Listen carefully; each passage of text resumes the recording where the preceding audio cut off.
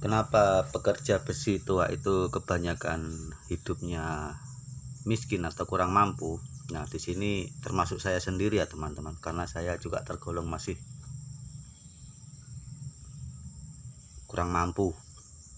Nah, itu dari banyaknya kenalan yang saya punya teman-teman ya. Sebenarnya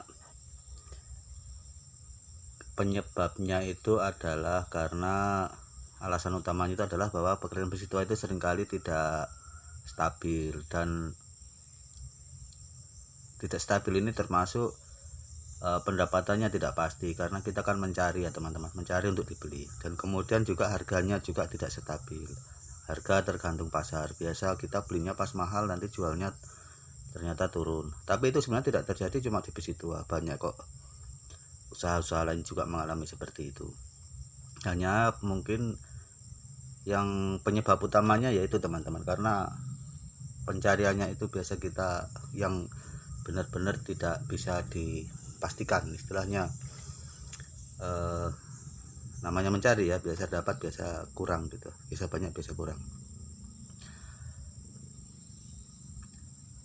Terus yang kedua adalah biasa biaya operasional teman-teman, karena operasional besi tua itu pertama jelas kita pakai kendaraan ya bensin lah. Terus yang kedua lagi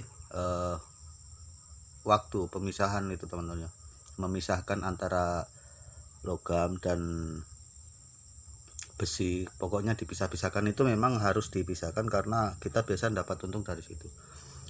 Cuma itu biasanya waktu di situ kita misalnya seminggu kita mencari 4 hari atau 5 hari, nanti yang 2 hari itu untuk pemisahan, dan nanti yang 1 hari lagi untuk pemuatan gitu. Jadi dalam seminggu itu kita nggak bisa kerja full 7 hari gitu, enggak, karena memang modal kita biasa hanya terbatas untuk misalnya barang yang ya, misalnya barang yang seminggu habis gitulah uangnya. Jadi kita sudah kerja kalau 4 hari gitu sudah nggak keliling lagi karena modal sudah habis. Jadi kita misah-misahkan barang di rumah, terus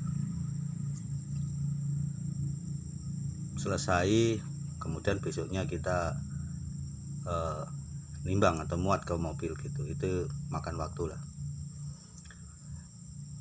Terus kerja besi tua itu kan kebanyakan memang latar belakangnya memang ya ini kerja rongsok lah teman-teman ya. Kebanyakan latar belakangnya ya memang mau kerja besi tua itu karena memang sudah kurang mampu. Maksudnya kebanyakan kerjaan ngerongsok atau kerjaan besi tua itu yang mau melakukannya itu memang sudah pilihan terakhir lah teman-teman, bagi orang-orang yang betul-betul kurang mampu, terus nggak ada pilihan kerja lain gitu, akhirnya baru terjun ke dunia rongsok. Ya otomatis karena latar belakangnya sudah miskin, maaf di sini saya menyebut miskin ya teman-teman, karena saya juga nasibnya seperti itu. Jadi karena latar belakangnya memang sudah miskin atau sudah tidak mampu, ya otomatis rata-rata lah teman-teman atau para pekerja rongsokan itu ya seperti itu, hidupnya agak kurang mampu. Jadi lingkaran kemiskinan ini memang sudah tercipta sebelum kerja menjadi tukang rongsok gitu teman-teman ya. Jadi bukan gara-gara ngerongsok terus miskin, enggak, karena memang kerjaan ngerongsok itu seringkali menjadi pilihan terakhir bagi orang-orang yang memang kurang mampu gitu. Jarang orang yang bermodal atau orang yang sudah mampu atau punya pekerjaan lain terus melirik kerja besi tua, itu jarang. Jadi betul-betul kerja besi tua itu atau kerja ngerongsok itu biasanya menjadi pilihan terakhir. Nah, di sini mungkin kita harus punya semangat atau visi misi lah, bagaimana supaya bisa merubah nasib. Maksudnya ya memang awalnya kita menekuni kerja besi tua itu karena kita miskin, tapi masih ada kok maksudnya kita bisa mengelola, karena besi tua ini memang terbilang sepertinya remeh temeh, tapi sebenarnya putaran modal atau ya cukup cepat, cukup besar juga bisa. Maksudnya di situ kita bisa melirik untuk menjadikan usaha besi tua itu sebagai bisnis seperti bisnis-bisnis lain lah. Bahkan terkadang malah bisa melebihi bisnis lain, karena ya itu saya bilang teman-teman, kalau putarannya cepat ya otomatis modal yang terputar juga lebih cepat. Nah dari sini saya ambil kesimpulan, kira-kira kuncinya adalah kita memiliki misi yang jelas, kerja keras lah teman-teman, kerja keras, terus visi misinya jelas, dan terutama juga kita harus mampu membaca situasi. Maksudnya jangan sembarangan beli barang karena kelihatan masih bagus terus kita beli mahal gitu, enggak teman-teman. Jadi kita betul-betul punya ilmu di situ, bagaimana caranya kita tidak rugi kalau membeli barang gitu. Apalagi kalau pas harga murah seperti sekarang ini, ya kita harus waspada. Maksudnya enggak yang penting dapat barang gitu. Dengan cara seperti itu teman-teman ya, dengan cara seperti itu maksudnya kita lebih rajin untuk atau lebih mampu beradaptasi lah dengan keadaan pasar, istilahnya melirik keadaan pasar lah. Misalnya begini teman-teman, saat ini banyak orang membutuhkan sepeda untuk anak-anak, itu kita harus beradaptasi. Kita dapat sepeda itu jangan langsung ditimbang ya, kita coba mana yang masih bisa diperbaiki untuk dijual dengan harga yang lebih mahal. Atau kita misalnya banyak masyarakat yang butuh mesin cuci bekas, ya kalau dapat mesin cuci jangan langsung di sate teman-teman ya, atau di sate pun bisa, tapi kita pilih-pilih alatnya yang masih bisa digunakan untuk dijual dalam bentuk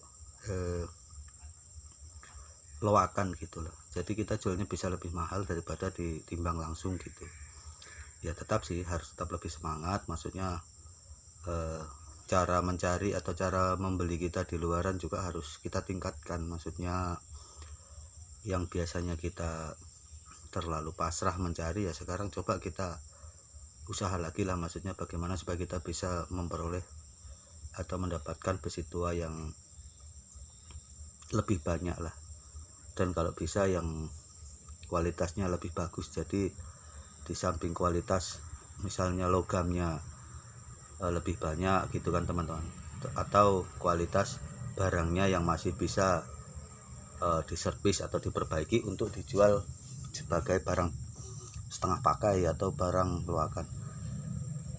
Untuk barang-barang yang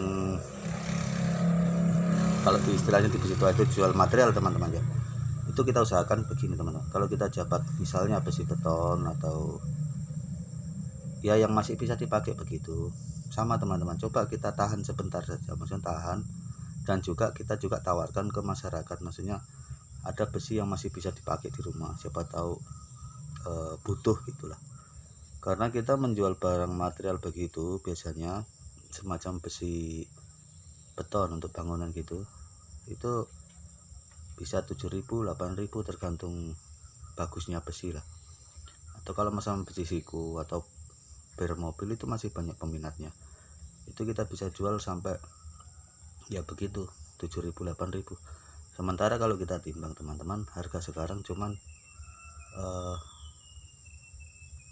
antara 3.000 sampai 4.000-an kalau untuk kelas kita kan cuma tukang rongsok, jadi jualnya cuma ke pengepul, bukan ke agen ya teman-teman, karena kecil-kecilan. Jadi beda jauh sekali, bisa dibilang bedanya 2 kali lipat. Nah itu saran saya teman-temannya, coba kita lebih punya visi misi lah, istilahnya jangan sampai kita membeli gitu rugi. Usahakan cari untung dengan cara mempercepat putaran modal, lebih rajin memilah antara besi dan logam, dan yang ketiga lebih rajin lagi menyervis barang-barang untuk dijual sebagai barang setengah pakai atau barang loakan. Oke teman-teman, mungkin itu saja penyampaian saya kali ini. Saya juga sama teman-teman, masih belajar dan masih berjuang gitu. Semoga kita semua bisa memperbaiki kehidupan kita. Terima kasih telah menyaksikan teman-teman, dan saya akhiri. Wassalamualaikum warahmatullahi wabarakatuh.